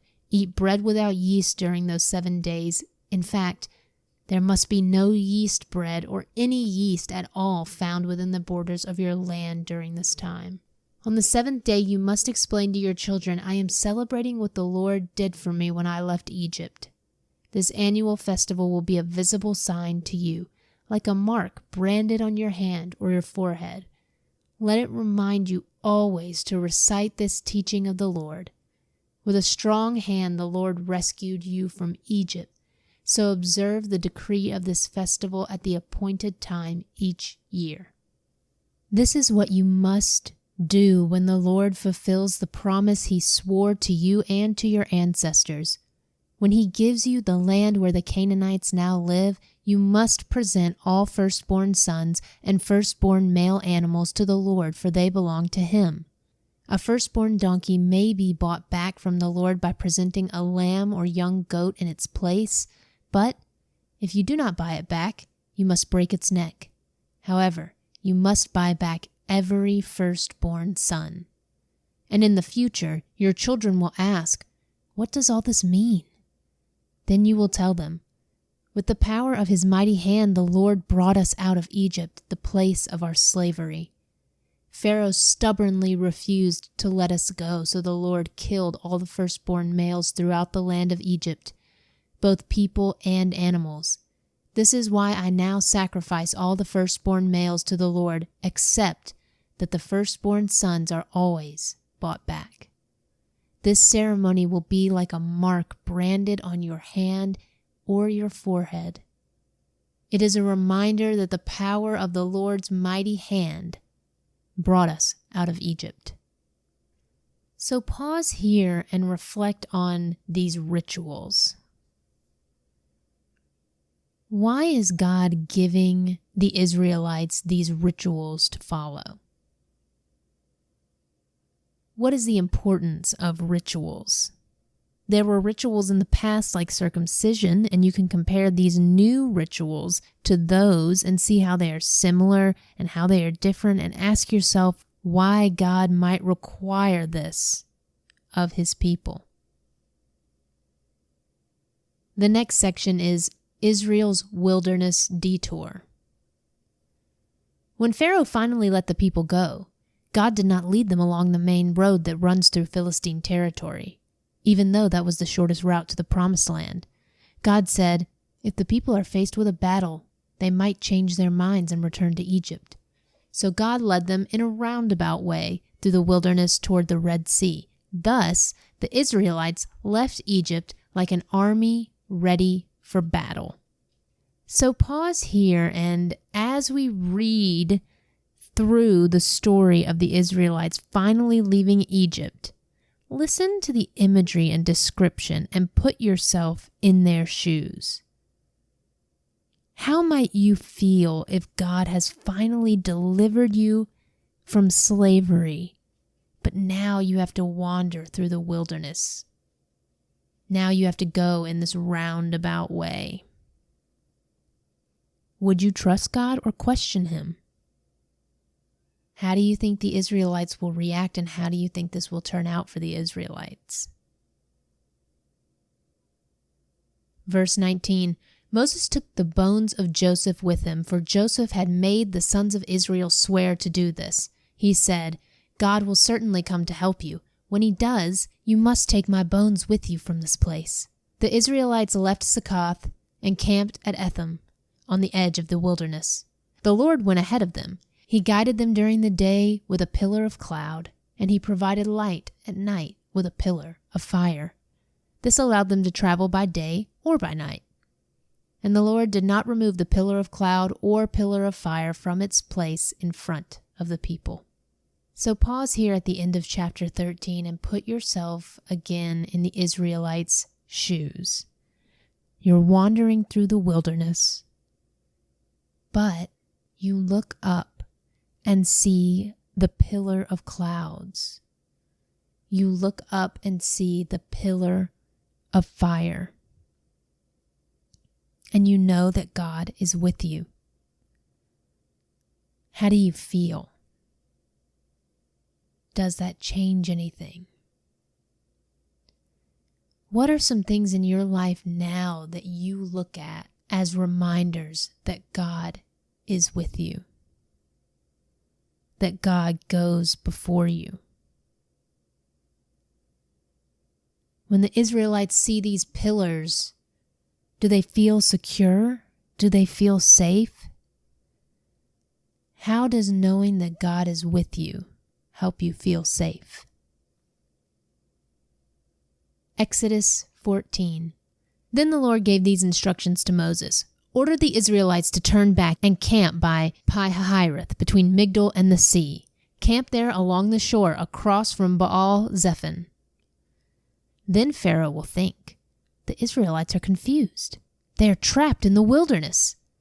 And once again, I will harden Pharaoh's heart, and he will chase after you. I have planned this in order to display my glory through Pharaoh and his whole army. After this, the Egyptians will know that I am the Lord. So the Israelites camped there as they were told. So pause here and make a prediction. What do you think will happen when the Egyptians chase after the Israelites? The next section is the Egyptians pursue Israel. When word reached the king of Egypt that the Israelites had fled, Pharaoh and his officials changed their minds. What have we done? Letting all those Israelite slaves get away? They asked. So Pharaoh harnessed his chariot and called up his troops. He took with him 600 of Egypt's best chariots, along with the rest of the chariots of Egypt, each with its commander. The Lord hardened the heart of Pharaoh, the king of Egypt, so he chased after the people of Israel, who had left with fists raised in defiance. The Egyptians chased after them with all the force in Pharaoh's army, all his horses and chariots, his charioteers, and his troops. The Egyptians caught up with the people of Israel as they were camped beside the shore near Pi-hahiroth, across from Baal-zephon. As Pharaoh approached, the people of Israel looked up and panicked when they saw the Egyptians overtaking them. They cried out to the Lord, and they said to Moses, "Why did you bring us out here to die in the wilderness? Weren't there enough graves for us in Egypt? What have you done to us? Why did you make us leave Egypt? Didn't we tell you this would happen while we were still in Egypt? We said, 'Leave us alone. Let us be slaves to the Egyptians. It's better to be a slave in Egypt than a corpse in the wilderness.'" So pause here and think about what the Israelites just said to Moses. Are they trusting in the Lord? Or are they trusting in people and themselves? How do the Israelites feel right now? This will become a theme and a pattern among the Israelites, where they'll become frustrated and complain to Moses. So make note when you see this of what's going on and why they're reacting this way. And then we're about to hear Moses' response. So as you're listening to Moses' response, I want you to compare what he says with what the Israelites have just said. When we read this, ask yourself, who is Moses putting his trust in? Verse 13. But Moses told the people, "Don't be afraid. Just stand still and watch the Lord rescue you today. The Egyptians you see today will never be seen again. The Lord himself will fight for you. Just stay calm." The next section is escape through the Red Sea. Then the Lord said to Moses, "Why are you crying out to me? Tell the people to get moving. Pick up your staff and raise your hand over the sea. Divide the waters so the Israelites can walk through the middle of the sea on dry ground. And I will harden the hearts of the Egyptians, and they will charge in after the Israelites. My great glory will be displayed through Pharaoh and his troops, his chariots, and his charioteers. When my glory is displayed through them, all Egypt will see my glory and know that I am the Lord." Then the angel of God who had been leading the people of Israel moved to the rear of the camp. The pillar of cloud also moved from the front and stood behind them. The cloud settled between the Egyptian and Israelite camps. As darkness fell, the cloud turned to fire, lighting up the night. But the Egyptians and Israelites did not approach each other all night. Then Moses raised his hand over the sea, and the Lord opened up a path through the water with a strong east wind. The wind blew all that night, turning the seabed into dry land. So the people of Israel walked through the middle of the sea on dry ground with walls of water on each side. So I want you to take a moment here to pause and visualize what's going on. The Israelites are walking through the sea on dry ground. Walls of water are shooting up on either side of them, and they are walking through the sea. How is this displaying God's power? How do you think the Israelites feel, and how do you think the Egyptians will react? Verse 23. Then the Egyptians, all of Pharaoh's horses, chariots, and charioteers, chased them into the middle of the sea.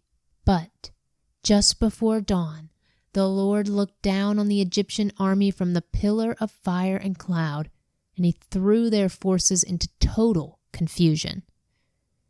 He twisted their chariot wheels, making their chariots difficult to drive. "Let's get out of here! Away from these Israelites!" the Egyptians shouted.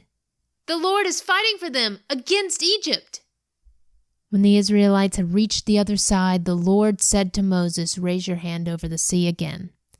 Then the waters will rush back and cover the Egyptians and their chariots and charioteers." So as the sun began to rise, Moses raised his hand over the sea, and the water rushed back into its usual place. The Egyptians tried to escape, but the Lord swept them into the sea. Then the waters returned and covered all the chariots and charioteers, the entire army of Pharaoh. Of all the Egyptians who had chased the Israelites into the sea, not a single one survived. But the people of Israel had walked through the middle of the sea on dry ground, as the water stood up like a wall on both sides. That is how the Lord rescued Israel from the hand of the Egyptians that day. And the Israelites saw the bodies of the Egyptians washed up on the seashore. When the people of Israel saw the mighty power that the Lord had unleashed against the Egyptians, they were filled with awe before him. They put their faith in the Lord and in his servant Moses. So at the end of chapter 14, pause here and ask yourself, how have the Israelites changed? In whom are they putting their faith? And why has this change occurred? So we're about to start Exodus 15, a song of deliverance. I'm going to read this in its entirety because it's one complete song of praise to the Lord, and so I think it's best read without stopping. So I'm going to ask you some questions before we get started to really be thinking about as we're reading through it. First, I want you to think about the word deliverance. What does the word deliverance mean to you?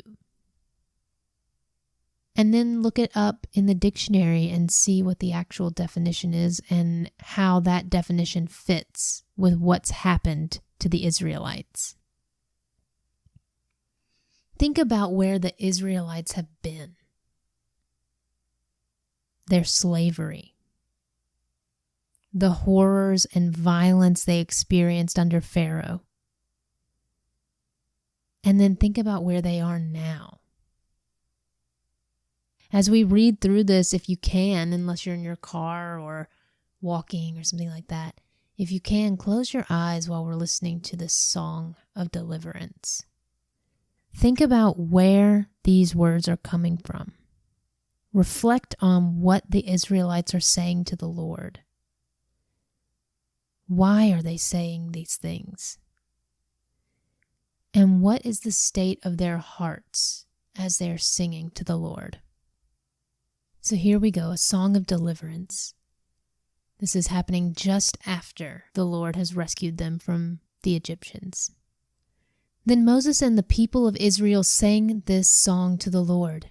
I will sing to the Lord, for he has triumphed gloriously. He has hurled both horse and rider into the sea. The Lord is my strength and my song. He has given me victory. This is my God, and I will praise him. My father's God, and I will exalt him. The Lord is a warrior. Yahweh is his name. Pharaoh's chariots and army he has hurled into the sea. The finest of Pharaoh's officers are drowned in the Red Sea. The deep waters gushed over them. They sank to the bottom like a stone. Your right hand, O Lord, is glorious in power. Your right hand, O Lord, smashes the enemy. In the greatness of your majesty, you overthrow those who rise against you. You unleash your blazing fury, it consumes them like straw. At the blast of your breath, the waters piled up. The surging waters stood straight like a wall. In the heart of the sea, the deep waters became hard. The enemy boasted, I will chase them and catch up with them. I will plunder them and consume them. I will flash my sword. My powerful hand will destroy them. But you blew your breath, and the sea covered them. They sank like lead in the mighty waters. Who is like you among the gods, O Lord, glorious in holiness, awesome in splendor, performing great wonders? You raised your right hand, and the earth swallowed our enemies. With your unfailing love, you led the people you have redeemed. In your might, you guide them to your sacred home. The people hear and tremble. Anguish grips those who live in Philistia. The leaders of Edom are terrified. The nobles of Moab tremble. All who live in Canaan melt away. Terror and dread fall upon them. The power of your arm makes them lifeless as stone until your people pass by, O Lord. Until the people you purchased pass by.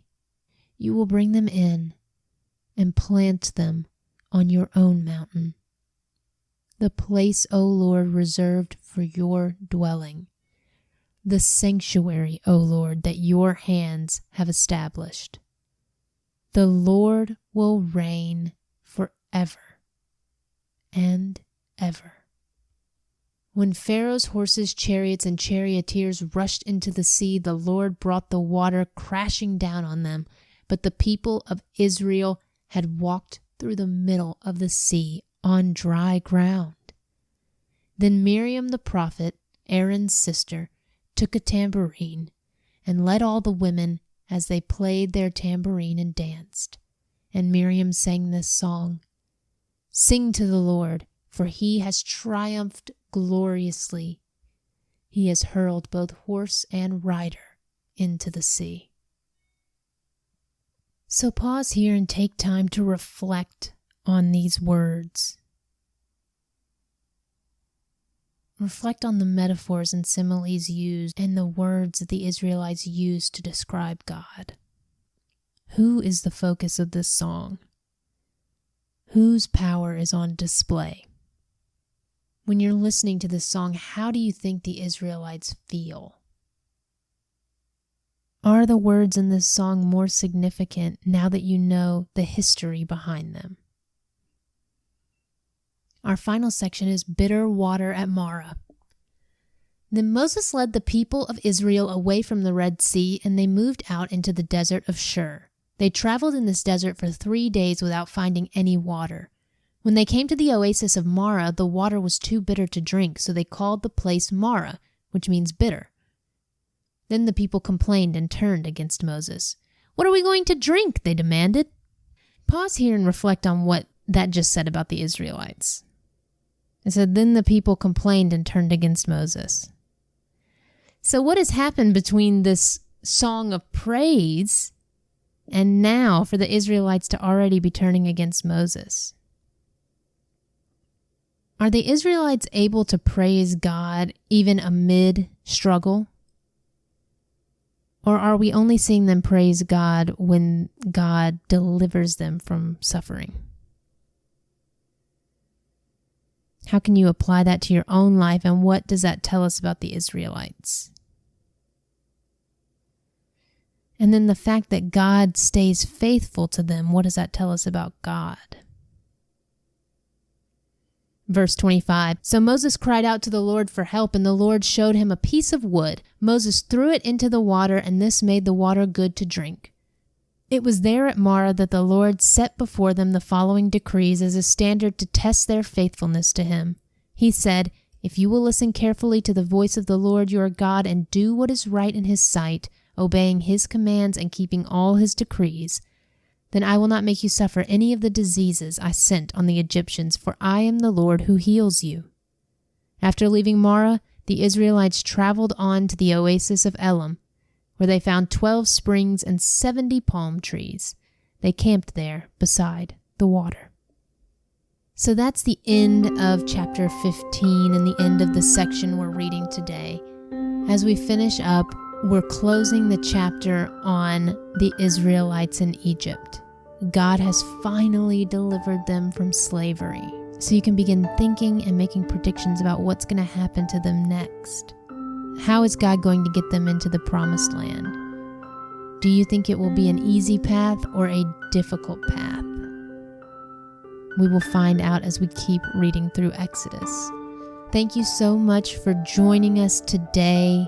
And as always, if you want to reach out to the show, I do have an email address, BibleBeginningToEnd@gmail.com. Feel free to reach out and let me know what you think of the show, or if you have any suggestions, I'd love to hear from you. Thank you for listening, and I hope that God was able to speak through his word to you today. And I will talk to you in the next one.